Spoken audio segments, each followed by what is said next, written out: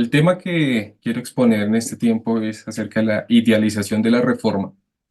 Y lo he venido pensando en este título, más allá de la idealización, pensando la reforma como un proceso vivo y continuo en el siglo XXI. Vamos a ver cómo va el tema allí.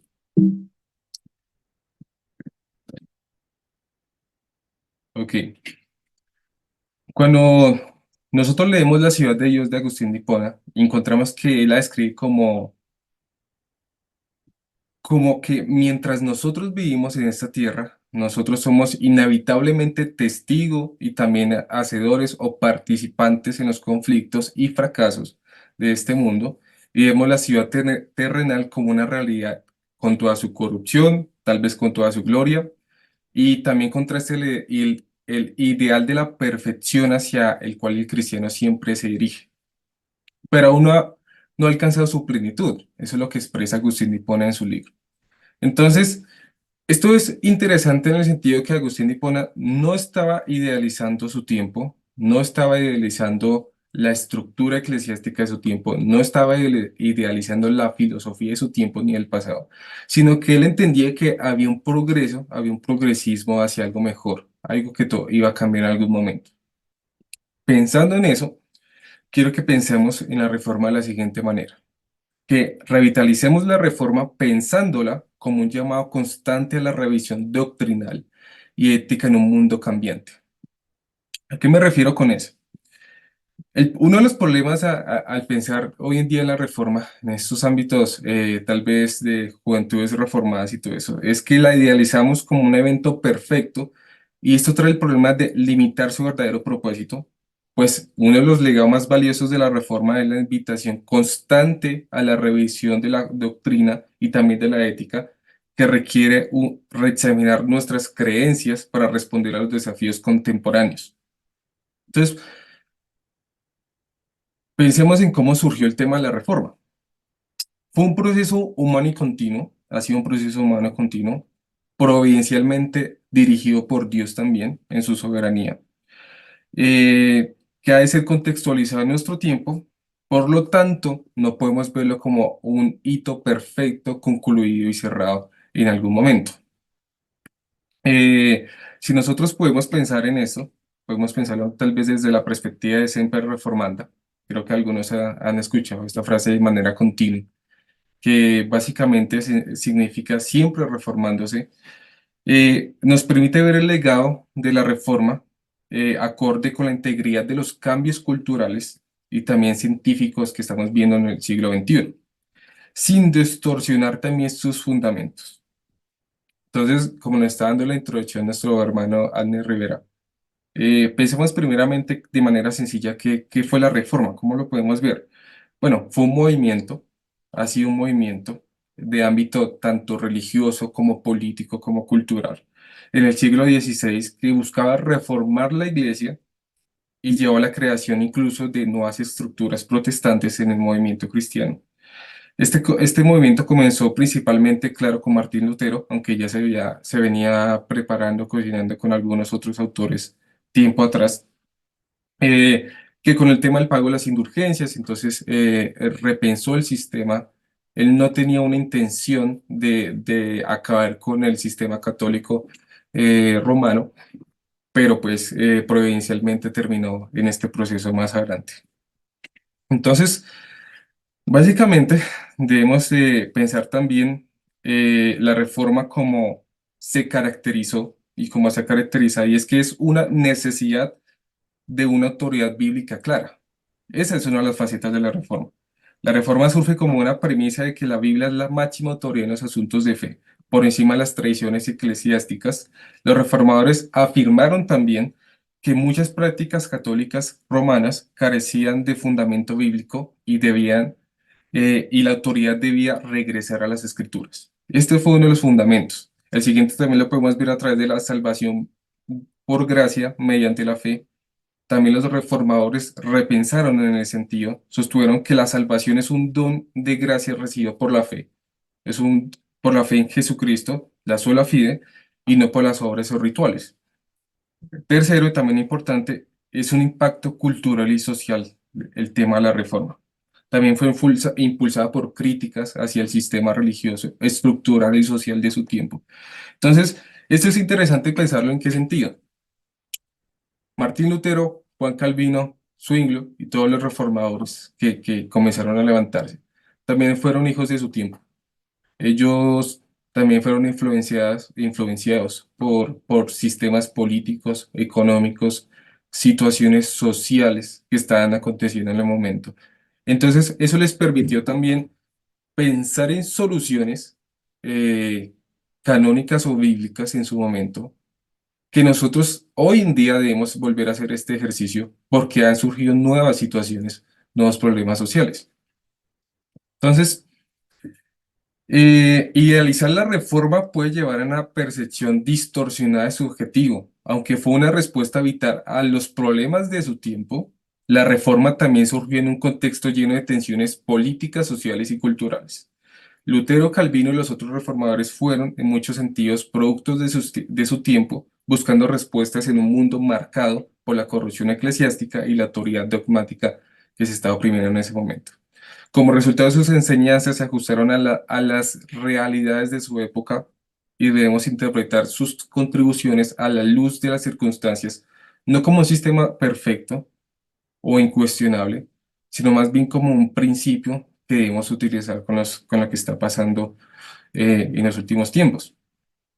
Una de las complejidades de la reforma viene siendo que dentro del movimiento reformado o movimiento reformador, eh, no podemos verlo como un bloque monolítico único de un solo pensamiento, sino debemos ver como una diversidad interna también.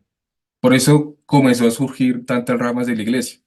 Eh, y por eso en esta reunión incluso pues, estamos presbiterianos, wesleyanos, bautistas y tal vez otras corrientes que intentan ser no tan denominacionalistas, pero y que de igualmente han sido impregnadas también por la cultura, tanto por la tradición en ese momento.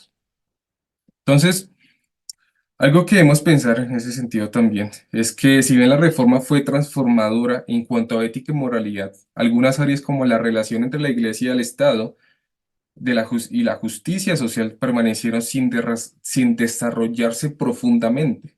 Eso no se terminó de pensar ni desarrollar durante el siglo XVI, sino que posteriormente se siguió pensando y analizando. Entonces, idealizar el enfoque ético reformado sin una crítica profunda puede restringir el proceso ético basado en principios cristianos, en principios bíblicos, y las realidades actuales que estamos viviendo exigen un análisis continuo y también un análisis adaptado, especialmente ante temas éticos y sociales nuevos como los derechos humanos, la justicia social, la relación entre cristianismo frente a los movimientos contemporáneos como la Agenda Woke. La reforma y su espíritu de transformación constante deben aplicarse hoy para enfrentar los desafíos de una cultura contemporánea cada vez más compleja y cambiante. Leyendo el libro de Hans Kung, El cristianismo, esencia e historia, encontramos que él examina el cristianismo desde una perspectiva crítica histórica, sugiriendo que, en esencia, debe comprenderse a través de un proceso constante de renovación y confrontación con su pasado. Al igual que los reformadores, insiste en regresar en los principios fundamentales de la fe y reformar lo que se ha distorsionado por prácticas religiosas rígidas, divisiones esmáticas también y al mismo tiempo todo lo que tiene que ver con la cultura que ha impregnado los diferentes pensamientos. La obra aborda cómo el cristianismo ha cambiado para adaptarse a diferentes épocas, a diferentes situaciones, planteando que para mantenerse relevante necesita una reforma radical que vuelva a enfocar su esencia en los valores cristianos originales. También critica los abusos y distorsiones dentro de la iglesia, enfatizando que estos deben ser eliminados para permitir una preservación genuina y positiva de la fe cristiana en el contexto en el que estamos viviendo. Entonces, algo interesante que nosotros debemos pensar es que siempre había una posición o respuesta por parte de la iglesia en las diferentes etapas de la historia. Siempre existió, tanto en cuestiones religiosas, tanto en cuestiones eclesiásticas como también en acontecimientos sociales que han marcado la historia. Y la iglesia en general como estructura eclesiástica, como también la iglesia como individuo cristiano creyente, ha tenido algún tipo de posición frente a esto, ya sea adaptándose a estas nuevas olas de pensamiento o presentando una resistencia a estos nuevos pensamientos. Entonces recordemos y veamos un poquito cómo ha sido ese proceso en la línea de la historia. Empecemos desde el siglo XV, con el Renacimiento y el humanismo. Este movimiento cultural enfatizó el retorno a las fuentes clásicas y cuestionaba la autoridad eclesiástica de alguna u otra manera.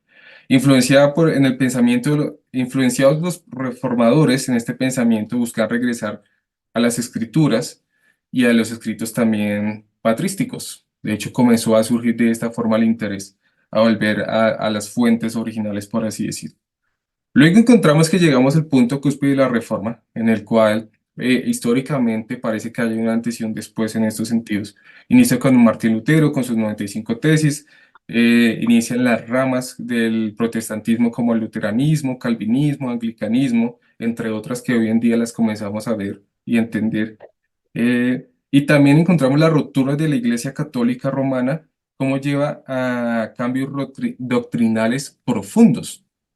De hecho, es donde surge la contrarreforma, algunos llaman la Reforma Católica, que ocurre entre 1545 y 1648, en el que es una respuesta de Roma en el Concilio de Trento, por ejemplo, reafirmando la doctrina católica y corrigiendo algunas cosas, al mismo tiempo como condenando algunos pensamientos protestantes. Entonces surgen nuevas órdenes, como los jesuitas, surgen también temas de evangelización y educación por parte de ellos, que finalmente todo esto nos lleva al siglo de la Ilustración. Llegamos al siglo de las luces, al siglo XVIII. Entonces, surge la confianza o la necesidad de entender la razón, entender el mundo a través de la razón y la ciencia como fuentes de conocimiento. La religión se enfrenta o las creencias se enfrentan a un escrutinio crítico. Figuras como Voltaire, Rousseau desafían la autoridad religiosa también y repiensan nuevas estructuras incluso en el ámbito social.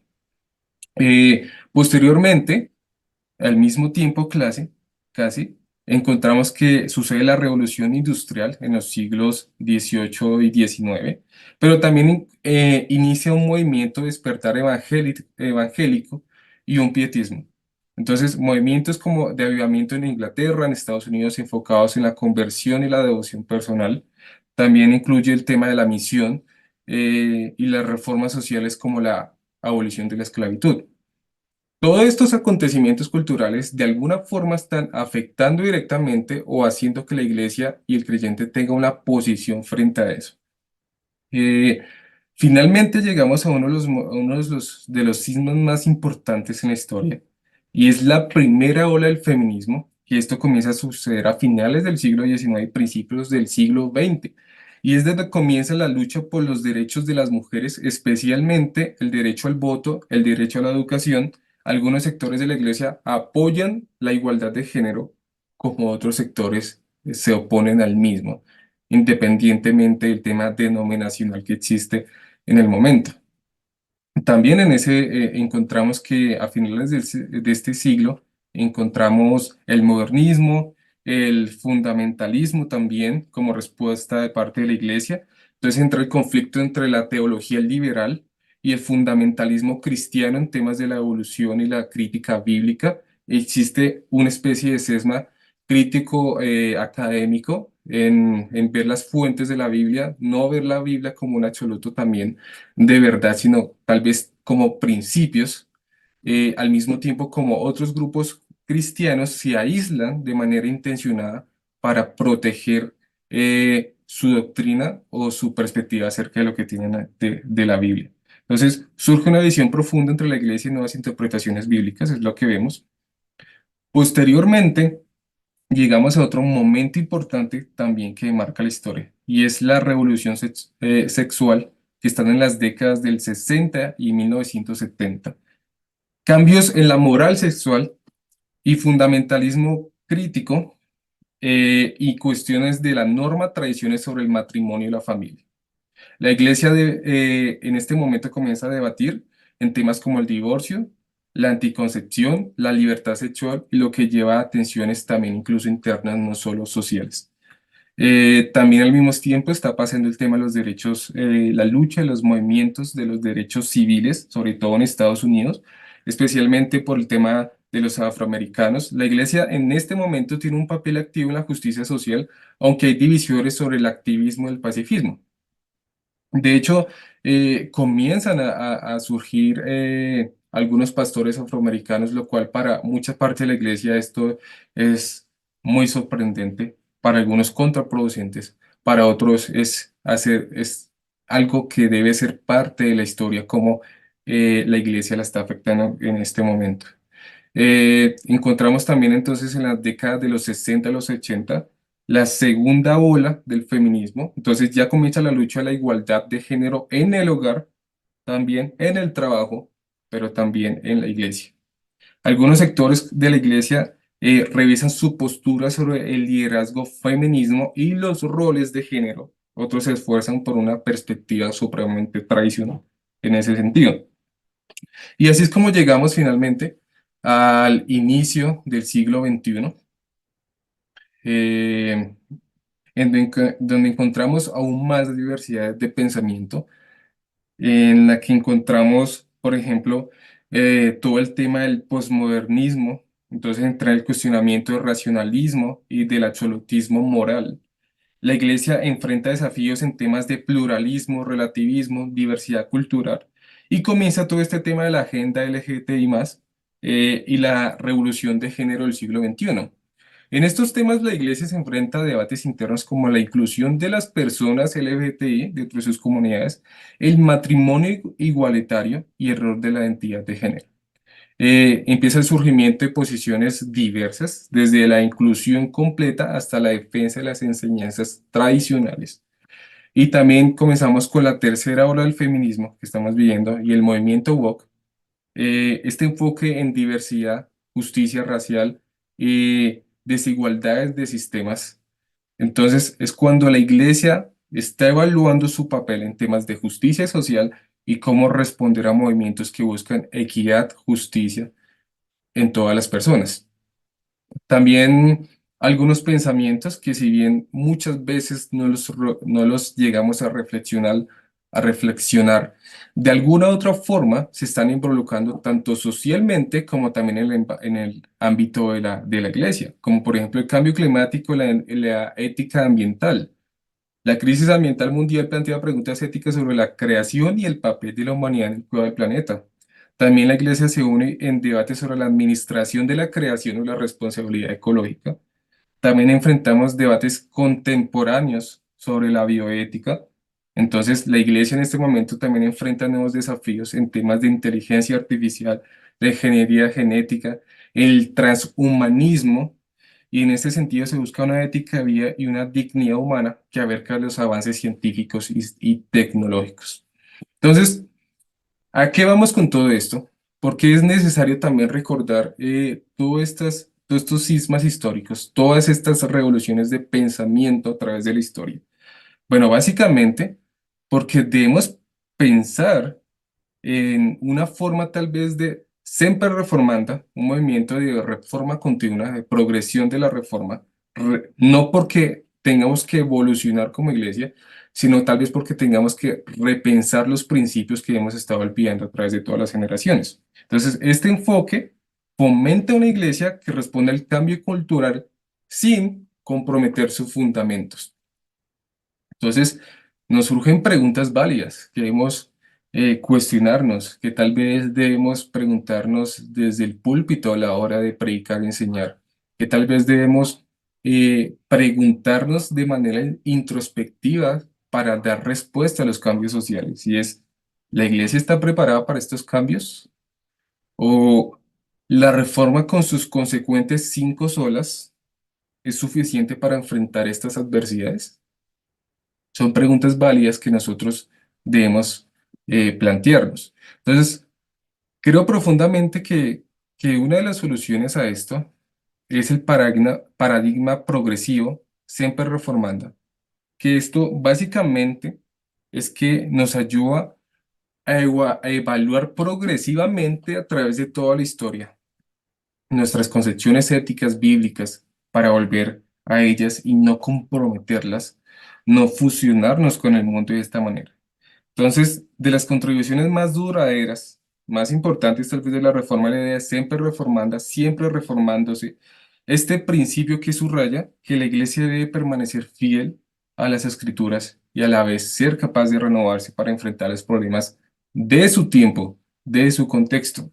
La reforma no debe detenerse en el pasado, sino que debe ser un proceso continuo que incorpore la enseñanza bíblica en un enfoque crítico y flexible hacia los cambios culturales que están aconteciendo y también cambios sociales. Este principio que nos ayuda, la renovación puede guiarnos para enfrentar los desafíos éticos, científicos y sociales del presente sin comprometer su fidelidad a la verdad del Evangelio. Entonces, podemos pensarlo desde diferentes facetas, incluso desde la ética laboral. La reforma continua proporciona un marco teológico, un marco ético, capaz de influenciar positivamente temas sociales del siglo XXI, como la ética protestante en la cultura laboral, la responsabilidad, el progreso económico, como observó también el autor Max Weber en su análisis de la ética protestante y el espíritu del capitalismo, como básicamente la iglesia, la vida de los creyentes impactó la vida social contundentemente. Entonces, la reforma continua impulsa una ética de trabajo y responsabilidad que fomenta el desarrollo económico y la integridad personal sobre la vocación como un deber delante de Dios, lo cual no solo dignifica el trabajo, sino que también dignifica a las personas y también promueve una sociedad orientada hacia la responsabilidad y el esfuerzo lleno de valores, llenos de integridad. Al mantenerse en constante revisión, y actualización, la reforma facilita que la ética protestante se adapte a los cambios sociales. Eso es algo que necesitamos. Aplicando los principios a temas como la justicia social, la equidad, la transparencia, en este tiempo que se enfrenta a las estructuras de opresión, corrupción, en el que las nuevas olas intentan oponerse, también contribuye a un modelo de desarrollo humano donde la responsabilidad ante Dios se traduce en un compromiso con la justicia y el bienestar de la sociedad.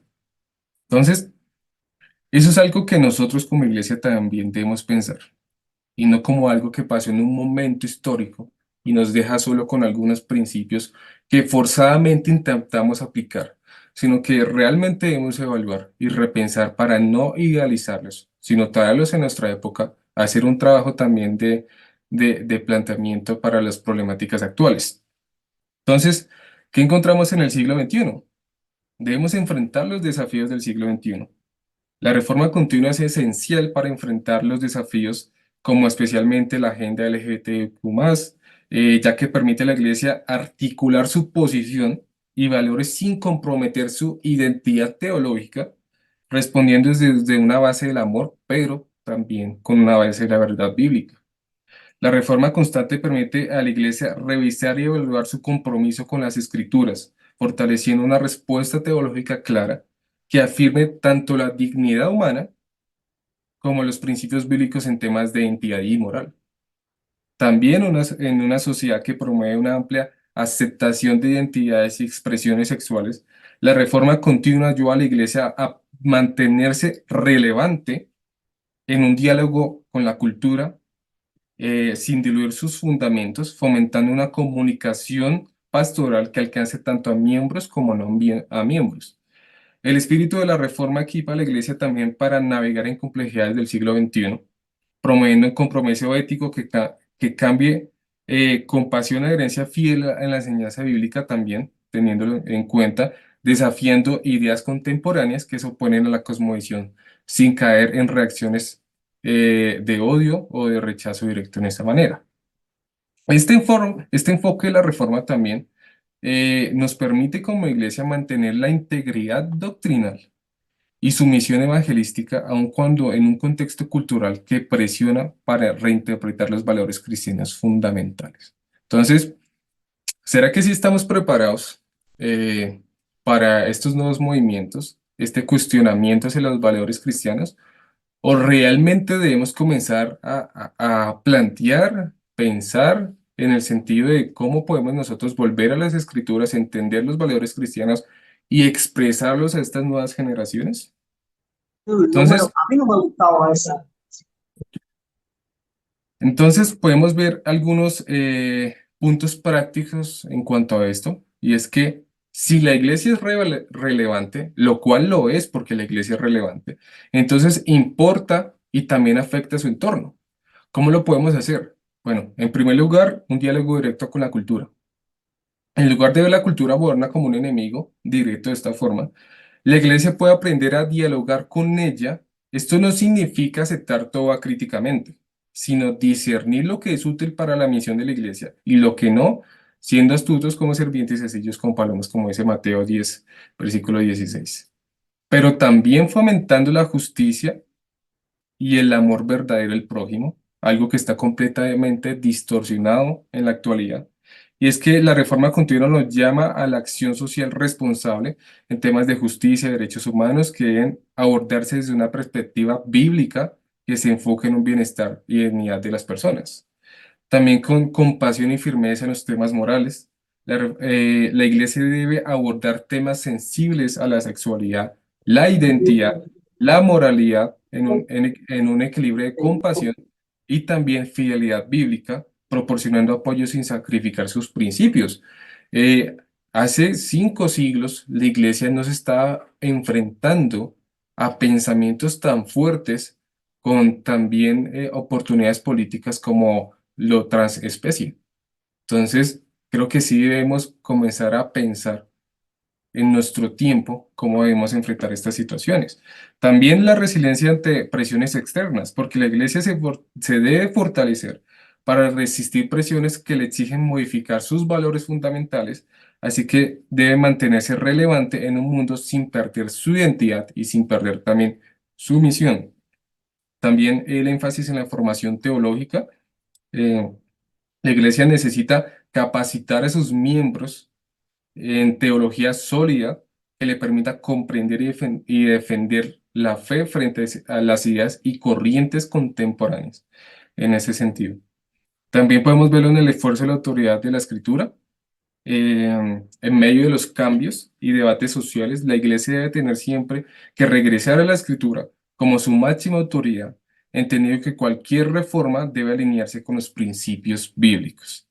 Y finalmente, también con el tema del testimonio constante de la esperanza cristiana. La iglesia debe poder ofrecer una esperanza única frente a las incertidumbres y desafíos del siglo XXI, presentando el Evangelio como la única respuesta completa, satisfactoria y real.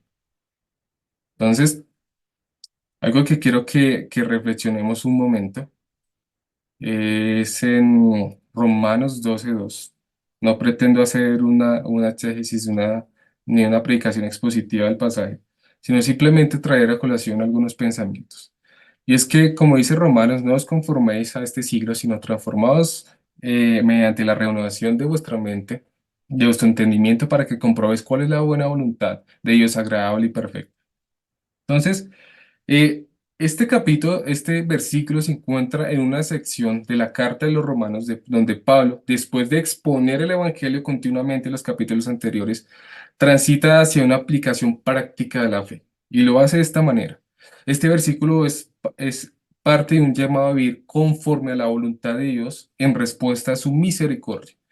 Pero también en este versículo, Pablo urge a los creyentes presentar sus cuerpos como sacrificio vivo, santo, agradable a Dios, lo cual es una respuesta lógica, pero también espiritual al amor de Dios. También en este versículo encontramos una continuidad que nos está instando a los creyentes a no conformarnos a este mundo, sino transformarnos mediante la renovación de la mente. Entonces, Pablo comienza a utilizar unas palabras que tienen unos significados importantes a la luz de la interpretación del texto. Y es, por ejemplo, no os conforméis a este siglo. Y él comienza con una advertencia contra la conformidad del mundo y utiliza la palabra griega conformarse, que básicamente significa que indica una adopción o una forma, adopción de una forma o de un patrón externo. Entonces, Pablo quiere decir que en este siglo se refiere a los sistemas de valores y pensamientos alejados de Dios que predominan en la sociedad. La exhortación de Pablo llama a los creyentes a resistir las influencias que deforman la verdad de Dios y desvían su llamado también. También utiliza la palabra transformados, que básicamente significa que implica un cambio de forma profundo, también verdadero. La transformación aquí no es meramente externa de apariencia como en la sociedad actual, sino interna y también radical, de acuerdo hacia afuera, de adentro hacia afuera. El verbo está en voz pasiva. Entonces, esto sugiere que esta transformación es obra de Dios en la vida del creyente, aunque requiera nuestra participación activa en este proceso. También utiliza la palabra renovación, que implica una renovación total de la mente o renovación total del entendimiento. Esta renovación no se refiere a un simple cambio de opinión, sino a un proceso continuo, y quiero resaltar ese proceso continuo de cambio interior que transforma el pensamiento del creyente en consonancia también con la verdad de Dios. La renovación de la mente permite que el cristiano vea la realidad desde una perspectiva divina, afectando sus valores, sus prioridades y también sus decisiones, por tanto, su familia, su entorno y la sociedad en ese sentido. Entonces, finalmente, Pablo nos quiere llevar a reflexionar el propósito de la transformación es que los creyentes disciernan y vivan conforme a la voluntad de Dios, lo cual indica aprobar una discernión, permite aprobar un discernimiento con aprobación. Entonces, Pablo nos enseña que al vivir con una mente renovada, el creyente es capaz de comprender y experimentar la verdadera voluntad de Dios, que es buena, agradable y perfecta. Entonces, eh, quiero llevar a unas también aplicaciones acerca de este pensamiento del pasaje de Pablo. Y es que debemos resistir a la conformidad del mundo.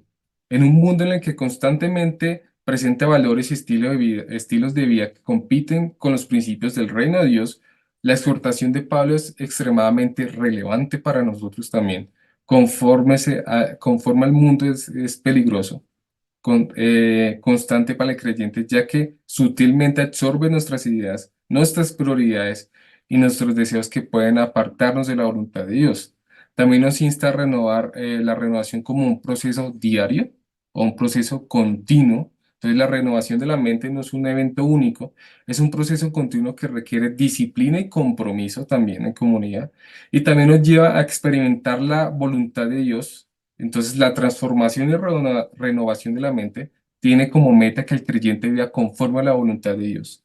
Al experimentar la voluntad divina, y el cristiano puede comprobar que esta es buena, agradable y perfecta.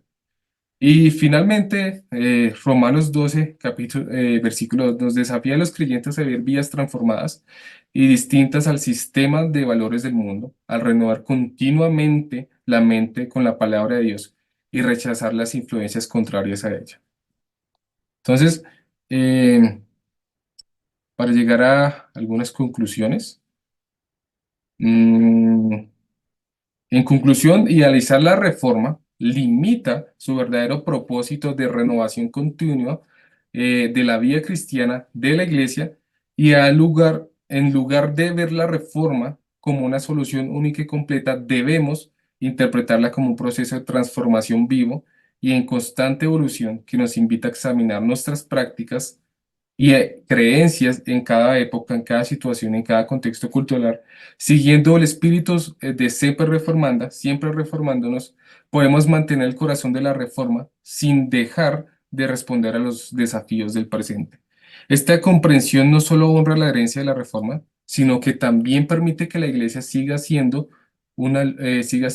luz relevante y también siga siendo fiel en medio de un mundo que está constantemente cambiando. La Reforma Protestante nos dejó un legado que no solo es histórico, sino también profundamente práctico, una invitación a la transformación continua. Idealizar como un evento acabado limita su propósito, pues su valor reside en la capacidad de renovarse y adaptarse sin perder su esencia. La tesis principal digamos, de esta exposición, enfatiza que la reforma no debe considerarse como un momento estático y perfecto, sino un proceso dinámico y vivo en el diálogo de la cultura contemporánea, la defensa de la libertad de conciencia y una ética responsable y socialmente comprometida con algunos de los puntos esenciales que se rescatan en este legado. Al asumir el principio de siempre reformanda, al asumir el principio de siempre reformándonos, la Iglesia Universal se equipa no solo a resistir a los cambios culturales, sin perder su identidad, sino que para ser una luz relevante en temas tan complejos como los avances en la justicia social y la ética en el siglo XXI. En un mundo donde lo efímero y superficial predomina, la reforma continúa siendo aún llamada a la renovación profunda y auténtica que puede transformar tanto la iglesia como al mundo a su alrededor como debe funcionar. Entonces, en palabras de la reforma, como diría Martín Lutero, aquí estoy, no puedo hacer otra cosa. Sigue siendo un testimonio de quienes creen o de quienes creemos que la fe no debe retroceder sin avanzar con firmeza y con verdad.